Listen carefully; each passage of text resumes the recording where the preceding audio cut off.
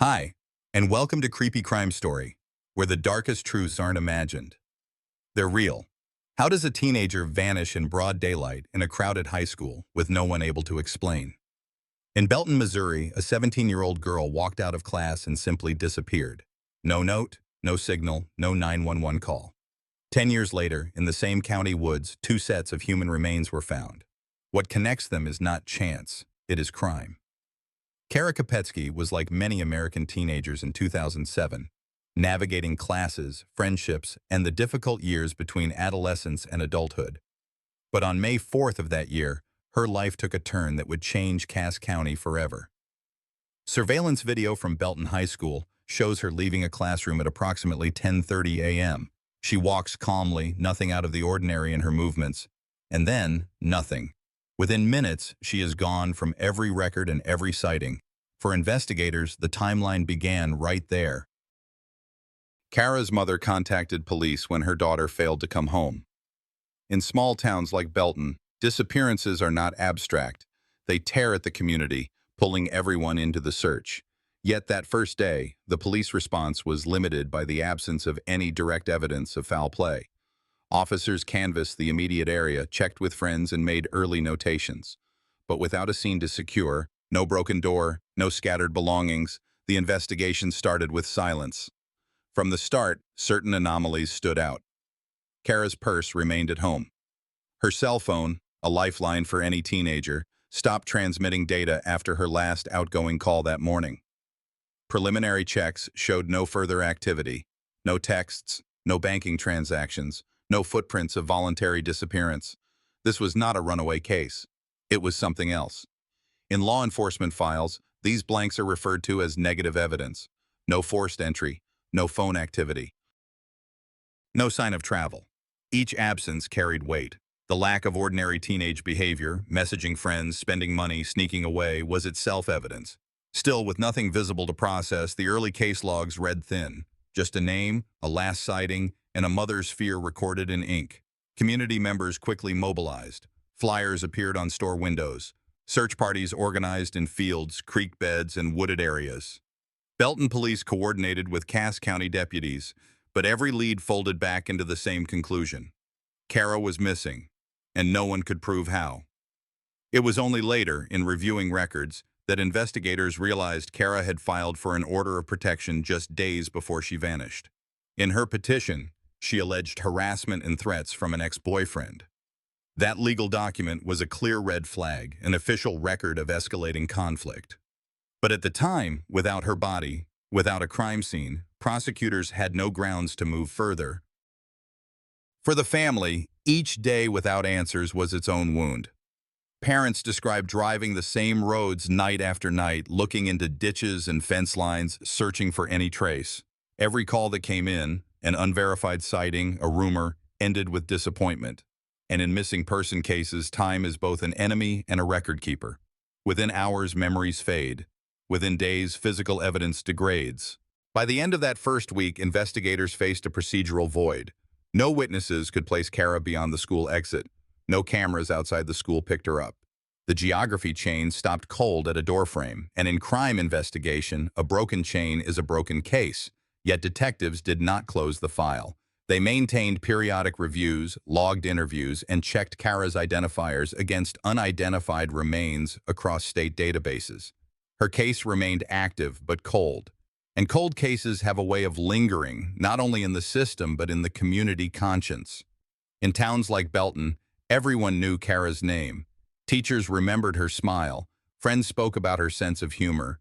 But in the files, she was reduced to data points. Age 17, last seen, 10:30 a.m., Belton High School, a timeline frozen in time. The absence of a scene left investigators with a haunting procedural question. If there is no crime scene, can there still be a crime? In Kara's case, the answer was yes, and the weight of that absence would hang over Cass County for years to come. As we move forward, the question becomes sharper.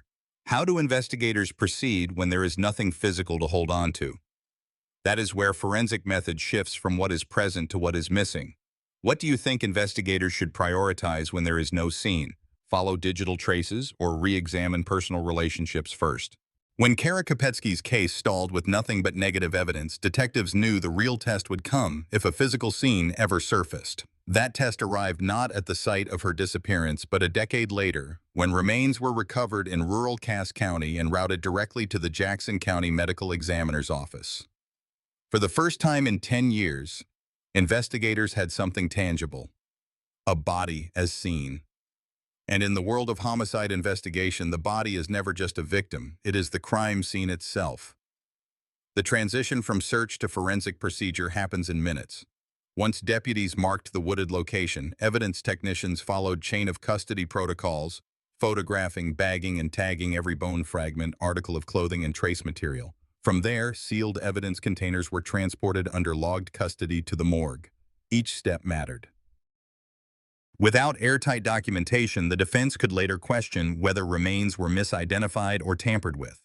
At the medical examiner's office, the case shifted from absence to presence. Forensic anthropologists and pathologists performed a systematic inventory. They measured bones, documented trauma, and compared dental records. In Kara's case, the match was confirmed through odontological analysis. Fillings and dental impressions lined up with her known dental chart. Jessica Runyon's, the second victim recovered at the same location, was confirmed the same way. With two identifications in place, investigators now had legal standing to move forward with homicide inquiries rather than missing person files. Autopsy reports offered limited but crucial findings.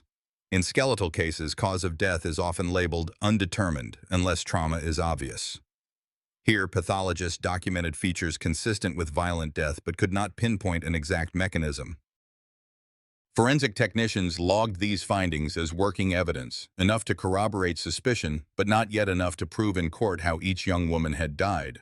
What mattered was that both had been found in proximity, in the same wooded area of Cass County, years apart in time but united in circumstance. The morgue setting also brought to light chain of custody nuances. Investigators ensured that clothing fragments, if present, were collected separately, bagged in paper, not plastic, to prevent degradation, and sent for DNA analysis. Any jewelry or personal items were photographed in situ and cataloged as potential identifiers. Families were notified after scientific confirmation, not speculation, to preserve both accuracy and respect. Forensic experts who later testified described this stage as pivotal. Without remains, Kara's case could have remained cold indefinitely. With remains, the classification shifted. Investigators could now work a homicide investigation with physical anchors. Jessica's burned car had already been processed as a vehicle scene. Now the remains tied both cases to the same geographic chain. Procedurally, the case notes from the medical examiner became central exhibits. Every measurement, every photograph, every label attached to bone fragments could later be scrutinized by jurors. This is where sloppy work collapses cases, but in Cass County, the record showed precise handling. Defense attorneys would have little room to argue evidence contamination. For Kara's family, confirmation of her remains was both devastating and grounding. After 10 years of not knowing, the absence had become presence, but presence in its most painful form. For investigators, it was the bridge they needed. A body transformed the file from unresolved disappearance into prosecutable crime. In small towns, the morgue work rarely makes headlines, but it is where the real structure of a homicide case is built. And in this case, the morgue did more than identify victims. It linked two disappearances into one criminal chain. As the reports circulated back to detectives, the next question became how to build on skeletal evidence with corroborating digital and financial traces. Negative evidence had opened the file. Forensic recovery had anchored it. The next step would be to map the invisible trails that both young women left behind in the digital records of their lives. When a body is processed, the evidence speaks in fragments: bones, fibers, trace residues. But in modern homicide work, investigators know the digital trail is often just as critical. Phones, call records, and bank transactions can capture movements and silences that no witness can recall. In the cases of Kara Kopetsky and Jessica Runyon's, the absence of ordinary digital behavior became a defining part of the crime narrative. Detectives began with Kara's cell phone logs from May 2007. At approximately 9:13 a.m., she made a short call to a friend from inside the school. That record aligned with her being in class. At 10:30 a.m., she was caught on camera leaving the building. After that, her phone activity ended. No further outgoing or incoming calls were logged. The carrier confirmed that by midday the phone was inactive. In the report, this was documented as no phone activity after 10:30 a.m., preliminary evidence of cessation. To investigators, that meant one of two things. Kara either powered off her phone intentionally or it was disabled by another hand. The distinction was important. Teenagers in 2007 were rarely without their phones, and Kara was known to text and call friends throughout the day. Forensic technicians and analysts reviewed cell site records from the carrier's database. Signals placed her within the Belton area, consistent with her last sighting, but no pings registered outside that zone. The trail ended abruptly. Her financial records told a similar story. Kara's bank account remained untouched. No ATM withdrawals, no debit card purchases. Her social security number flagged no employment or identification activity after the date of disappearance. In missing person cases, financial inactivity over weeks and months is a significant negative indicator. Analysts logged this in the file. Working evidence suggests subject did not depart voluntarily. Nearly a decade later, when Jessica Runyons went missing in 2016, investigators applied the same methods, but with more advanced tools. Jessica's phone records showed her last outgoing text at 9:05 p.m. after leaving a party in Kansas City.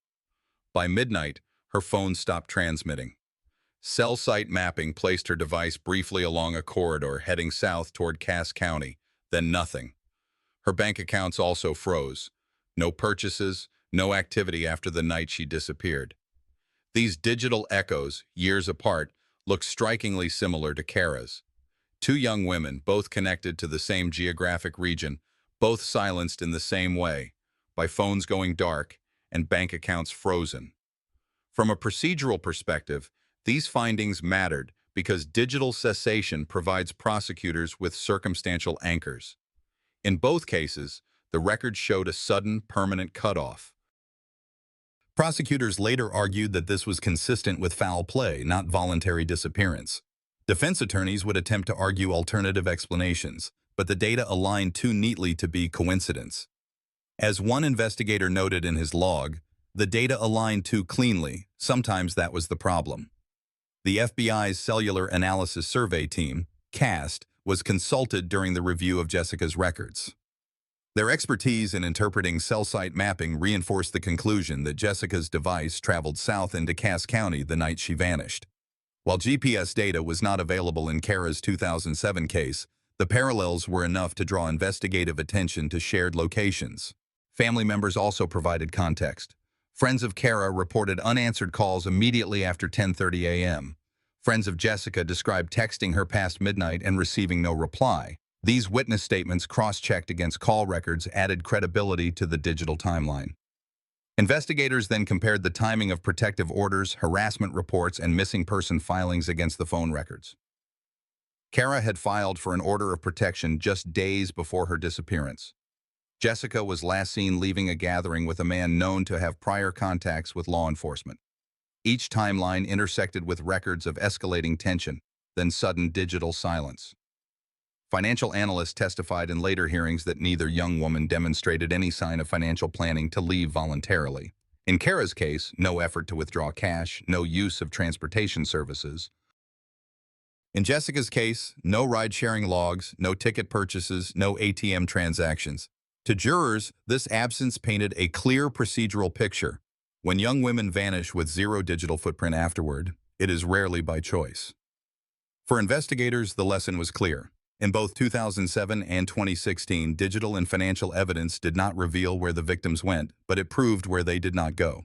They did not board buses, they did not drain accounts, they did not continue living in secret. Their lives stopped at the point where their records went dark. The importance of this layer of evidence cannot be overstated.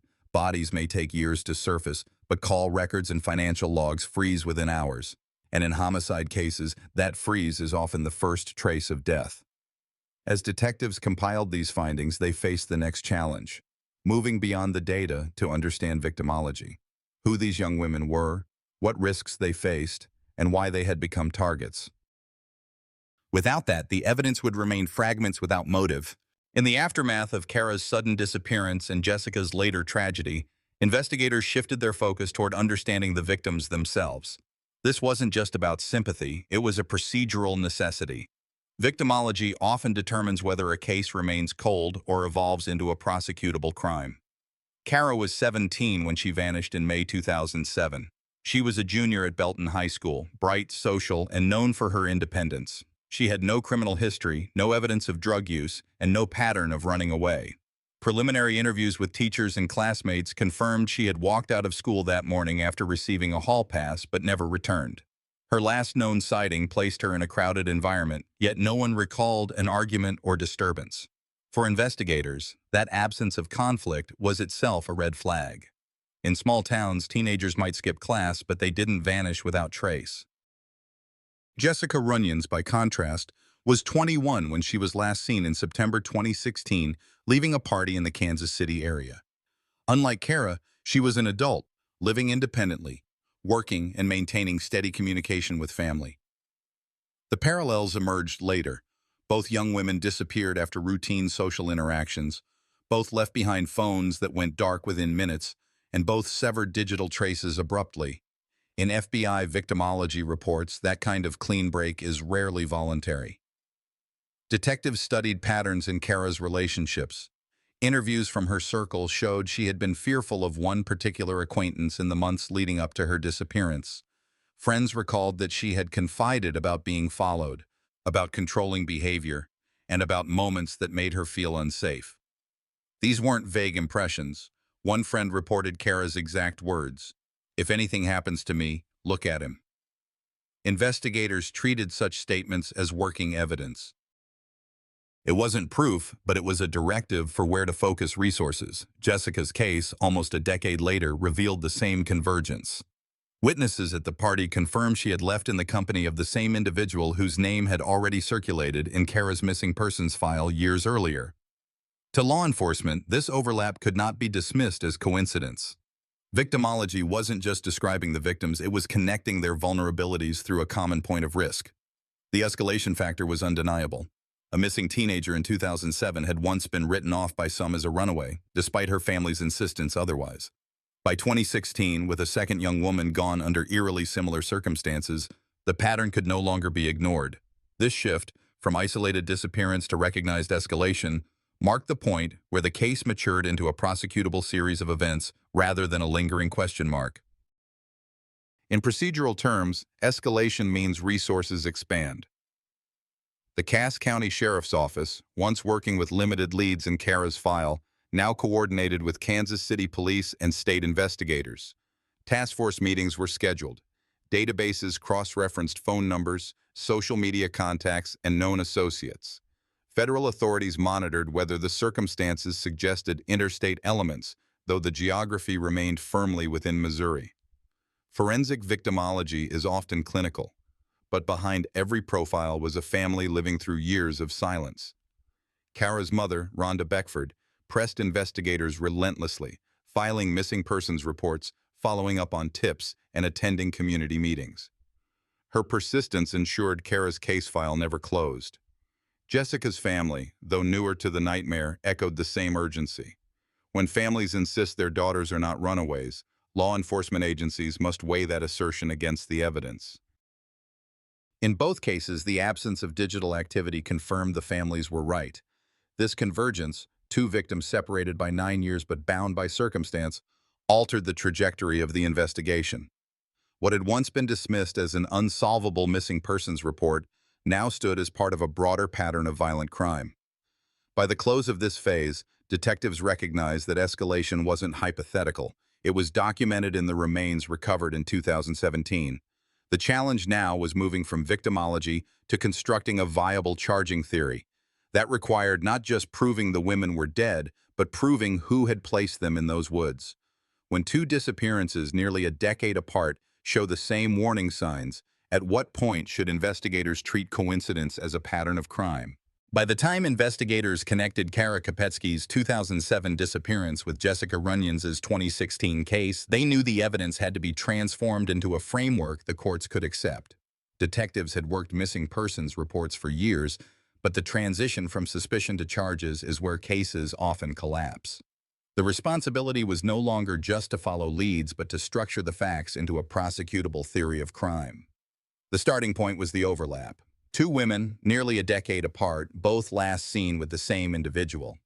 That connection alone could not secure charges, but it established what prosecutors call a narrative thread.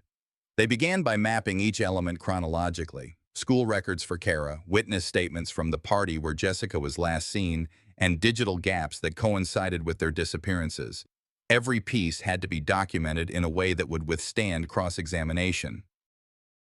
For Kara, the evidence was circumstantial but compelling. Friends had testified she expressed fear of a particular acquaintance, noting incidents of harassment. One close friend recalled Kara explicitly saying she felt unsafe and that, if anything happened, investigators should look in a specific direction. Those statements, treated as preliminary, were entered into her case file. While the absence of a body had weakened the case for years, the eventual discovery of remains allowed those earlier statements to be revisited under a homicide framework. Jessica's case carried stronger direct evidence. Witnesses placed her leaving a gathering with the same individual connected to Kara. Cell tower records supported her movement toward rural areas before her phone signal ended abruptly. When her remains were discovered near Kara's, the link between the two women moved from coincidental to undeniable. That physical convergence in Cass County woods provided investigators with the critical anchor they had been missing for years. Prosecutors then analyzed escalation. In FBI behavioral assessments, offenders who repeat offenses over time typically reveal patterns in control, selection, and disposal. The Belton and Cass County files reflected this. Both victims were young women, both abruptly severed digital contact, and both were last seen in the company of the same suspect. This escalation, from disappearance to multiple deaths, reinforced that the suspect's actions fit the classification of serial violent crime. Chain of custody reports became central. Investigators outlined how skeletal remains were recovered, identified, and linked through dental records and DNA comparisons. Any gap in that chain could give defense attorneys grounds to argue contamination. Prosecutors prepared meticulously, ensuring each handoff, from the woods to the morgue, from the lab to the evidence vault, was documented without interruption. This precision is what converts a suspicion into a trial-ready case. Equally important was the choice of charges. For Kara, whose disappearance had remained unresolved for nearly a decade before remains were found, prosecutors determined that the evidence best supported a manslaughter charge. The rationale was legal strategy. Without direct evidence of premeditation, they opted for a charge that acknowledged criminal responsibility while minimizing the risk of acquittal. For Jessica, the evidence suggested intent and awareness, leading to a second-degree murder charge. This balance, manslaughter in one case, murder in another, might seem uneven, but it reflected how prosecutors aligned charges with the strength of the evidence. The interagency cooperation that had grown during the investigation also shaped the charging strategy. Cass County detectives coordinated with Kansas City Police, state forensic analysts, and the prosecutor's office to ensure consistency. Witnesses were re-interviewed, digital records were reanalyzed with updated software, and timelines were reconstructed. By aligning the narratives of two cases, they reduced the risk of jurors seeing them as isolated tragedies rather than a connected series of crimes. For families, this stage was both relief and agony. After years of silence, charges meant acknowledgement that their daughters' voices had been heard. But the legal framing, manslaughter versus murder, also stirred questions about whether justice was proportional. It raised the larger issue. How does the legal system classify crimes when evidence evolves over time? This was not just a prosecutorial choice, it was a statement about how the justice system values persistence and the weight of circumstantial evidence. In communities like Belton, the announcement of charges marked a turning point. For a decade, Kara's case had been a haunting absence, a teenager who simply never came home. By 2017, with Jessica's disappearance and the discovery of remains, the narrative shifted from uncertainty to accountability. Yet for every community member who felt closure, there were others who wondered why it had taken so long for the pieces to be joined. The escalation had been visible, they argued, and if action had been swifter, perhaps one life could have been spared. Prosecutors, however, remained focused on what could be proven in court. They avoided speculation and stayed grounded in evidence. Their task was not to comfort, but to convict. In May 2021, the trial opened, bringing years of forensic work, witness statements, and legal strategy into a single courtroom. The charging theory had matured into a prosecutorial narrative. Two young women, two separate cases, connected by a single thread of violence that the law could no longer ignore. The courtroom in Cass County, Missouri, was full on April 5, 2021.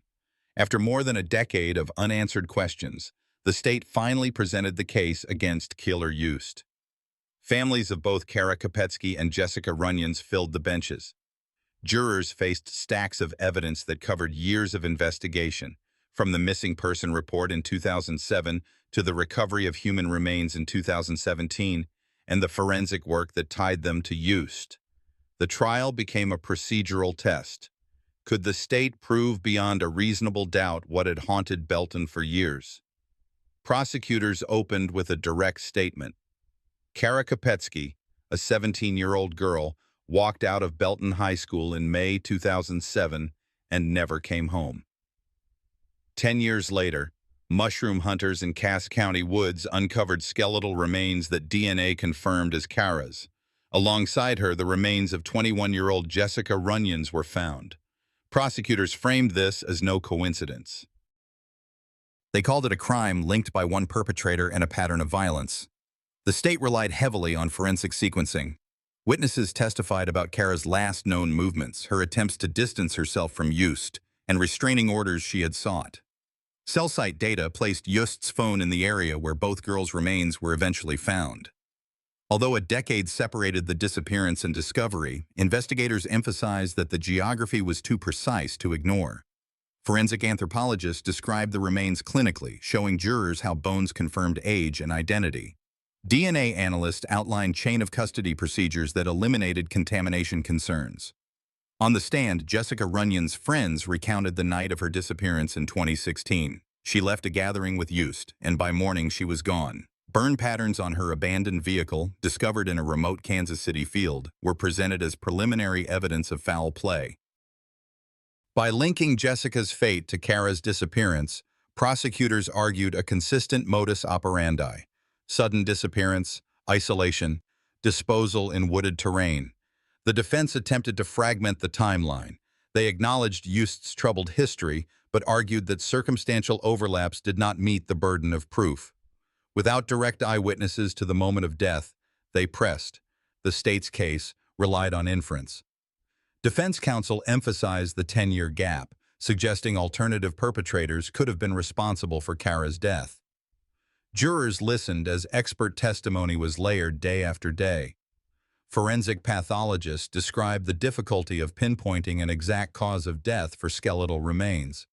Still, they underscored that the pattern of recovery, the concealment in the woods, and the link between two young women connected to Yost were not random.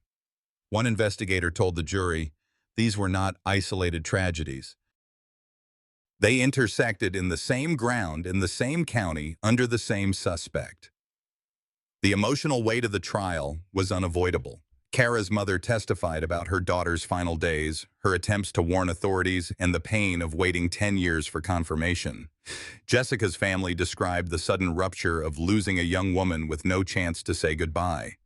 While the trial focused on evidence, the human cost made the case resonate far beyond Cass County. After 3 weeks of testimony, the jury deliberated. Within hours, a verdict was delivered. Yost was found guilty of voluntary manslaughter in the death of Kara Kopetsky and second-degree murder in the death of Jessica Runyons. The split verdict reflected the challenges of evidence over time, but still marked accountability. Sentencing followed: life in prison for the murder of Jessica, plus 15 years for Kara. The defense appealed in 2023, seeking to overturn the convictions on grounds of evidentiary error. Missouri appellate judges reviewed the case but upheld the original verdict. For the families, the decision closed the final procedural window. Justice, delayed for more than a decade, was no longer in question. The Kara Kopetsky-Jessica Runyons case illustrates how persistence in forensic work, even across long timelines, can withstand courtroom scrutiny. It also highlights a central truth in crime investigation: remains do not speak for themselves. It is the accumulation of testimony, digital records, and procedural rigor that gives them a voice. When a community waits 10 years for justice, Can any verdict truly balance the weight of what was lost? The verdict in Cass County did more than convict a single man. It brought closure to two families who had lived for years with uncertainty. For Kara Kopetsky's parents, the trial ended a cycle of unanswered questions that began when their daughter vanished in 2007. For Jessica Runyon's relatives, the ruling confirmed what they already feared when her burned-out car was recovered in 2016. Both families faced the same courtroom, and both carried the same weight, proof that the law had not forgotten them. The sentencing was procedural yet heavy. A Missouri judge imposed life in prison for the second-degree murder of Jessica Runyons and 15 additional years for the manslaughter of Kara Kopetsky. Yost showed little outward reaction as the decision was read. The courtroom, however, reflected a release of tension that had built for over a decade. Survivors of both victims spoke in measured tones, addressing the court about the lives their daughters had lost and the years stolen from them. From a forensic standpoint, the case underscored the importance of persistence. No single piece of evidence convicted Yost. Instead, the state relied on a mosaic: cell site data that placed him near the wooded recovery site, testimony that chronicled his volatile relationships, anthropological analysis that confirmed identity, and investigative threads pulled together from multiple agencies. Each fact on its own was partial. Taken together, they built a coherent picture that survived defense challenges. This is where the FBI-style view of crime becomes clear.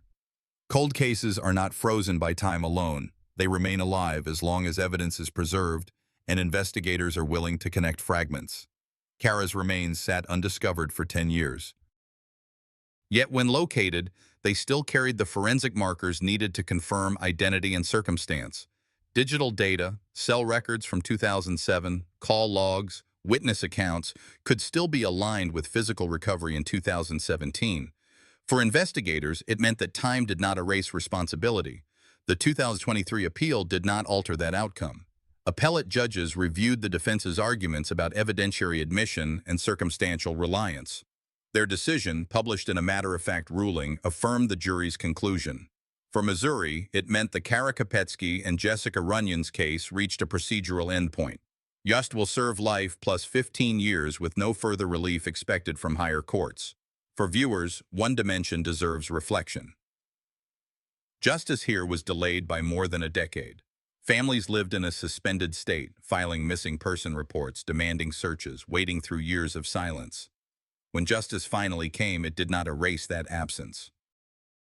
And it did, however, reaffirm that the system can deliver accountability even in long timelines. That balance between delayed closure and final certainty is central to the story of Kara and Jessica. The community impact in Belton was measurable. Schools revisited their safety procedures. Local law enforcement emphasized cooperation with state and federal partners. The case became a reference point in Missouri for how missing persons must not be dismissed as runaways without thorough review. Forensic units used the outcome as a training case, a reminder that skeletal remains, even after years outdoors, can speak when handled carefully. From a narrative standpoint, the Kara Kopetsky case is not just about one defendant or two victims. It highlights how personal violence leaves concentric circles of damage. Friends who testified described trauma that did not fade. Law enforcement officers admitted the frustration of chasing leads that went cold. Prosecutors outlined the weight of bringing families into courtrooms to relive events.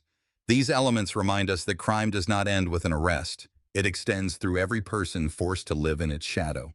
It is also a cautionary account about early warning signs.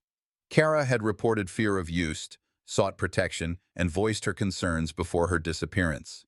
Those signals were documented but did not prevent her fate. Viewers today might ask themselves how society responds to young people reporting intimidation or coercion. Do we act swiftly enough? Do we create structures that prevent escalation? These are not abstract questions. They are lessons written into the record of this case. By 2025, the procedural story is complete. Yost remains incarcerated under Missouri Department of Corrections custody. Appeals have been exhausted. Families of Kara Kopetsky and Jessica Runyons continue to advocate for awareness around domestic violence and missing persons. Their message is clear. Recognition of patterns and accountability must come earlier before another family endures a decade of waiting. Closing this case report, one fact remains unchallenged. Kara and Jessica's lives were cut short, and Yost bears the legal responsibility. The state proved its case through patient evidence building, and a jury delivered its verdict. No alternate ending exists. The trial, the sentence, and the affirmation on appeal are the final procedural markers. For a channel dedicated to real investigations, this case shows the enduring relevance of persistence in crime work. Justice may not arrive quickly, but when it arrives, it restores faith that evidence and law can converge. Yost is serving life, plus 15 years, with convictions affirmed on appeal.